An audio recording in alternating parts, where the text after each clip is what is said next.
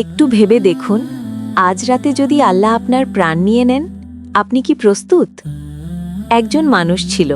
সে খুব বড় নেককার ছিল না, নিয়মিত নামাজ পড়ত না, অনেক সময় গুনাহ হয়ে যেত। কিন্তু তার ভেতরে একটা জিনিস ছিল, আল্লাহকে হারানোর ভয়।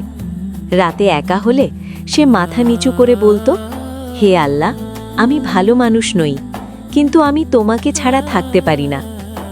মানুষ তাকে বিচার করত তার কাজ দিয়ে, কিন্তু আল্লাহ বিচার করেন নিয়ত দিয়ে। এক রাতে তার সামনে গুনাহের দরজা খুলে গিয়েছিল, মোবাইল হাতে, মন দুর্বল। ঠিক তখনই তার চোখে পানি চলে এলো।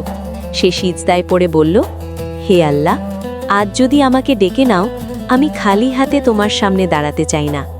সেই রাতেই নীরবে তার প্রাণ নিয়ে নেওয়া হলো। দুনিয়া বলল, সে তো সাধারণ মানুষই ছিল, কিন্তু আসমান থেকে ঘোষণা এলো, এ আমার সেই বান্দা যে বারবার পড়ে গেছে, কিন্তু আমার দরজা ছেড়ে যায়নি। শুনে রাখুন, আল্লাহ নিখুঁত মানুষ খোঁজেন না, আল্লাহ খোঁজেন সেই মানুষকে যে ভেঙে পড়েও তার কাছেই ফিরে আসে। আজ যদি আপনার মন ভারী হয়, নিজেকে খুব খারাপ মনে হয়, তাহলে জেনে রাখুন, আল্লাহর দরজা এখনো খোলা। কমেন্টে লিখুন, হে আল্লাহ, আমাকে ছেড়ে দিও না।